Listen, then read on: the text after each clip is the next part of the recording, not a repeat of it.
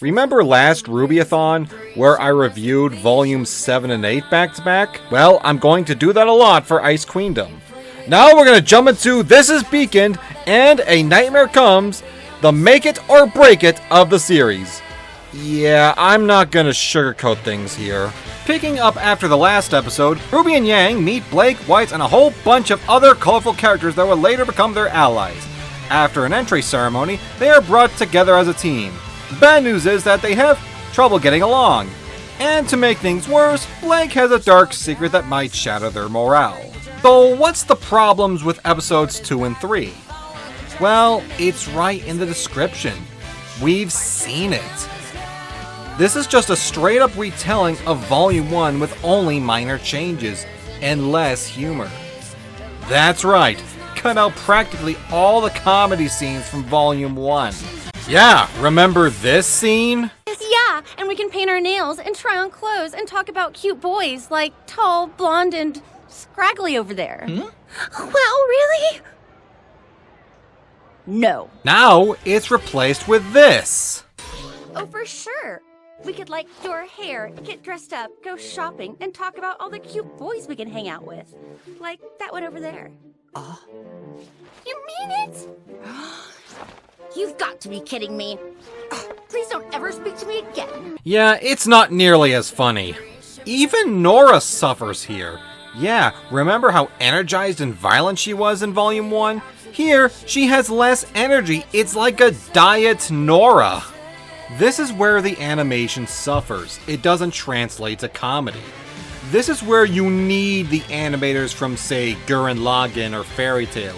You need that over-the-top animation to get the biggest laughs. I think that humor doesn't matter, but I'd argue it was part of RWBY's identity. The humor in the original show made the characters more likable and relatable, so when the dark, intense scenes arrive, we begin to fear for them. I'm also not a big fan of the opening. Take a look at the originals. There was cool animations and a rockin' song, but here it just shows us clips from the episode, and the song sounds like every generic Rihanna wannabe song you hear on the radio nowadays. The editing is kinda questionable too. I mean, it's not the worst, it's just off. Take the scene where John and Pyrrha team up. Now, this was a calm and cute scene where we see the developing friendship between two characters, with soft music playing in the background. But here, it feels rushed, and the music feels like something out of a slasher movie. I know they're being stalked, but jeez, pace yourself! John, was it? I was just wondering. Any spots on your team? Pyrrha's going to eat me! This is also a weird thing to critique, but hear me out. I think Pyrrha Nikos is a little too sexy in this. I know what you're thinking, but Paul, Pyrrha is sexy. Yeah, she is, but she was also modest. In the original, Pyrrha does wear a skimpy outfit, but it also works well as body armor and protects the vulnerable parts of her body. Sort of. Here, Pyrrha's outfit reveals her navel, essentially the most vulnerable part of the body. The other is her eyes. The original Pyrrha was designed with these big, wide eyes that reflect her kind and innocent personality. Here, Pyrrha is designed with almond-shaped eyes. In most anime, almond-shaped eyes were meant to reflect seduction, aggression, or in most cases, all of the above. But Pyrrha is not seductive or aggressive. It's kind of a weird design choice. Mentioned that the English dub kinda sounds stilted. I kinda agree with that statement, but the reason I do is because they're just repeating what they said in Volume 1, and the animation isn't giving them much to work with. Though I do give credit to Erin Zek for trying to recreate her most famous scene in the volume. Of which, another problem is with the retelling of the season finale of Volume 1. For one, the reveal of Blake being a member of the White Fang loses a lot of its punch, seeing that we already know this information episodes previous. The other is that we skip the climax where Penny fights Torchwick.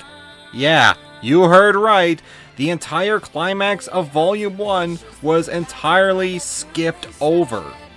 Volume 5, be damned! But the biggest problem is the one scene with Ruby and Weiss.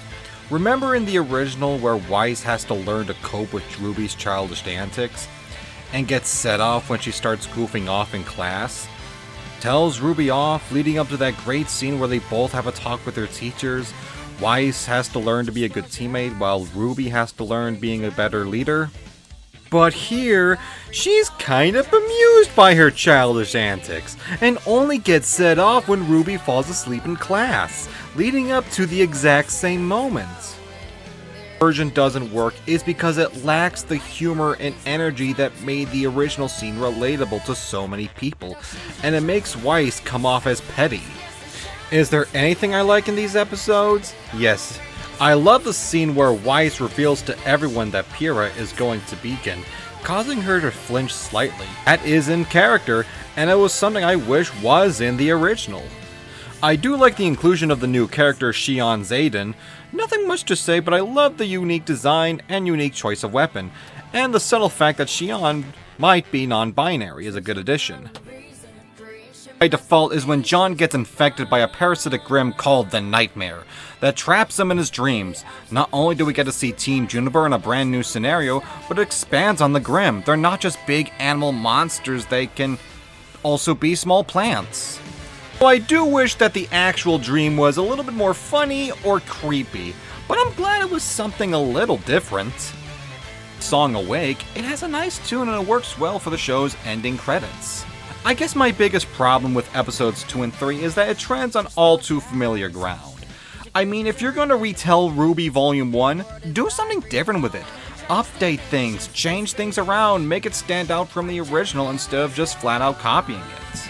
Despite what I said, these 2 episodes do not reflect the rest of the series, so my recommendation is just to scrunch through them, because there are still some good things in it, and it does set up for what is to come next. And we're gonna see what is coming next.